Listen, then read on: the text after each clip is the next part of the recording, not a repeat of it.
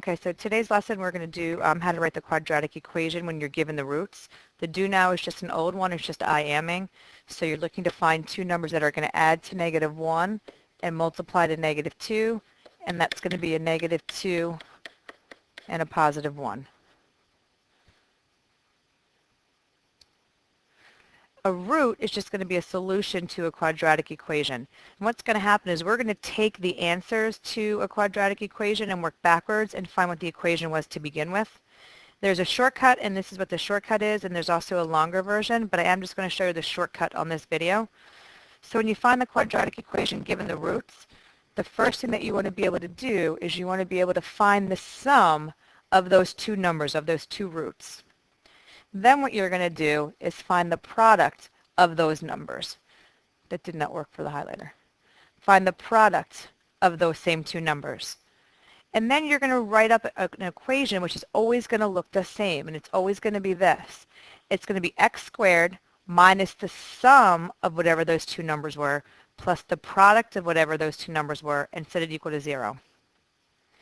If there's any fractions, you're going to have to multiply the equation through by the LCD because final answers cannot have any fractions in them.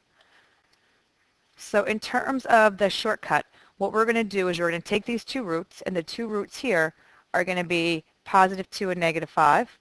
So what you're going to do is you're going to find the sum of those. So 2 plus -5 is -3. The product of those, 2 times -5, is -10. And then all you need to do is remember that the formula, or the shortcut way, is going to be whatever x squared is minus the sum of x plus the product equal to 0. When you dump in the sum, which was -3, and you dump in the product, which is -10, you've got to simplify this final equation. So the simplified version would be x squared, double negatives give you plus 3x, plus a negative is just -10, equal to 0. And this would be the quadratic equation that gave you the roots. Just to kind of explain why this is what gives you the roots, if you had to factor this problem, this would be factored by IM. Your two factors would be x plus 5 and x minus 2. And if you solve those two factors, when x plus 5 equals 0, x comes out to be -5. When x minus 2 equals 0, x comes out to be +2. And those were, in fact, the exact same roots that they gave you in the beginning. Okay, let's take a look at the next one. So what's the equation for this? Remember, you're doing the sum and the product. So the sum of 0 plus -6 is -6. The product of 0 times -6 is 0. The equation is going to always look the same. It's going to be x squared minus the sum of x plus the product equal to 0. For the sum, you're going to dump in a -6. For the product, you're going to dump in a 0.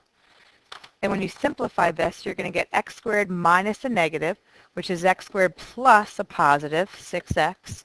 And the plus 0 is irrelevant to you. You don't need that for any reason. But just finish off the equation as equal to 0. Again, I'm just going to cross this question out for now and just show you why that quadratic equation really works. We're going to eventually do the one I just crossed out, though. If you were to factor x squared plus 6x equal to 0, it's got two terms, but they're not both perfect squares, so it's not dots, it's GCF. And the GCF would be x. What's left over is x plus 6 equal to 0. When you drop your wall, the GCF x equal to 0 is one of your answers. The parenthesis set equal to 0 and then solved is -6. So there's your other answer. And again, those answers, those roots, are the solutions they gave you to begin with. The last one. Get rid of this. So for the last problem that we have to do, we've got a fraction, so you'll see how that one works. But again, when we want to do the sum of the two fractions, we're asking to do 1/3 plus -2. And the problem here is you don't have like denominators. So you need to figure out what the denominators would be. So if I've got 1/3 over 1 plus -2 over 1, I should be able to change -2 over 1 into thirds. And by doing that, if I multiply the bottom by 3 and I multiply the top by 3, my new fraction only becomes negative 6/3. So I'm going to stay over here for 1 second. I now have 1/3 plus negative 6/3, and that becomes negative 5/3. In terms of the products, 1/3 times negative 2 over 1, well, that's just top times top, negative 2, and bottom times bottom. So the equation is what we've been saying all along, where you're going to have to do x squared minus the sum of x plus the product equal to 0. Your sum is negative 5/3. Your product is negative 2/3.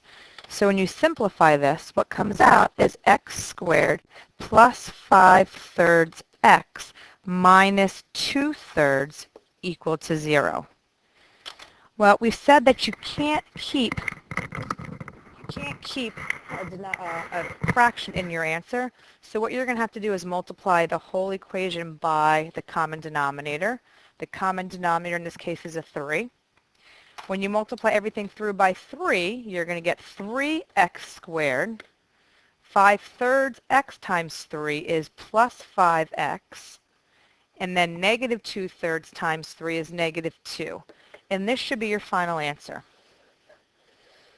What we'll do with this final answer is we'll check it by factoring this. This happens to be an AC problem. So if we factor this by the AC method, A times C equals negative 6. Your sum, and this is your product, your sum equals 5. The numbers that multiply to negative 6 but add to 5 are going to be a 6 and a negative 1. So when you redo this, or when you factor this by AC method, you've got 3x squared plus 6x minus 1x minus 2 to be 0. And when you factor this by grouping, this GCF is 3x. You're left over with x plus 2. This now GCF is going to be negative 1, and you're left over with x plus 2. When you put this together, you would have x plus 2 as one factor and 3x minus 1 as the other factor. When you were to actually solve for these roots, you'd get x plus 2 equal to 0, x equals negative 2, 3x minus 1 equal to 0, x equals 1/3. So if we did this correctly and we look back